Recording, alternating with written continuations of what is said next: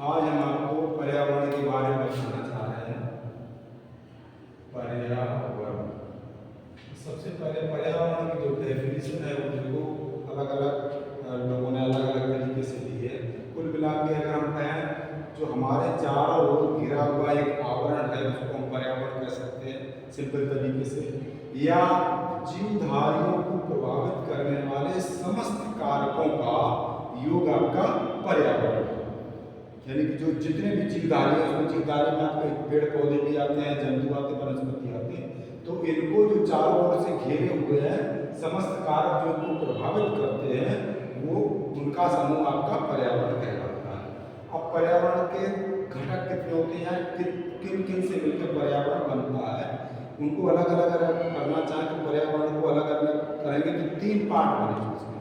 Number 1 आपका जैविक घटक बनेगा, नंबर 2 पे आपका अजैविक घटक, अजैविक घटक को भौतिक घटक भी कहते हैं, ठीक है। और तीसरा आपका ऊर्जा।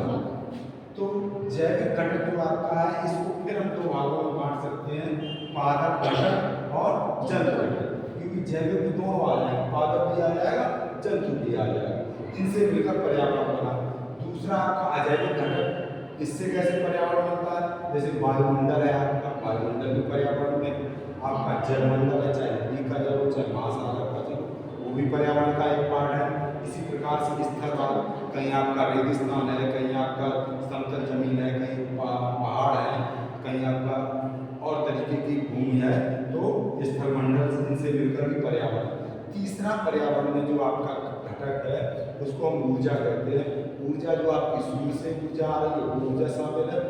दूसरी आपकी जो पृथ्वी ने अवशोषित कर ली ऊर्जा को, फिर उसके बाद जब सूर्य यहाँ नहीं अनुपस्थित है तो यहाँ से ऊर्जा निकलती है, रात में गर्मी हो जाती है तो वही आपकी भूतापीय ऊर्जा होती है। यानी कि ऊर्जा में सौर ऊर्जा और भूतापीय ऊर्जा शामिल होती है।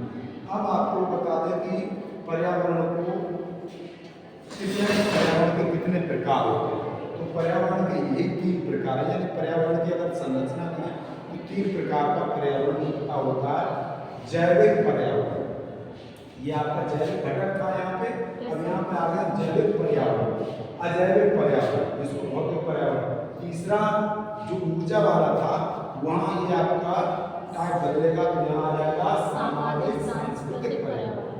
अब आते हैं जैविक पर्यावरण में आपका पेड़ पौधे या पादप पर्यावरण, जंतु में आपका जानवर, पक्षी, मनुष्य और सूक्ष्म जीव भी है, ये इनसे मिलकर पर्यावरण बना। दूसरा आपका हो गया अजैविक पर्यावरण में आपके स्थल मंडलीय पर्यावरण, जल मंडलीय पर्यावरण और वायुमंडलीय पर्यावरण।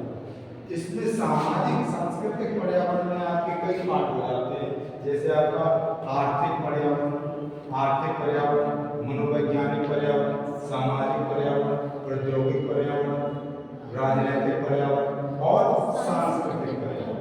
अब इनमें क्या होता है, जैसे आर्थिक पर्यावरण तो हमारे समाज में या पूरे विश्व में तमाम तरीके के संसाधन होते हैं, उनका दोहन होता तो उससे लाभ कमाया जाता है, काफ़ी लोग उसमें इन्वॉल्व होते हैं, तो आपका आर्थिक पर्यावरण कहलाता, उनका क्षेत्र आर्थिक पर्यावरण हो गया।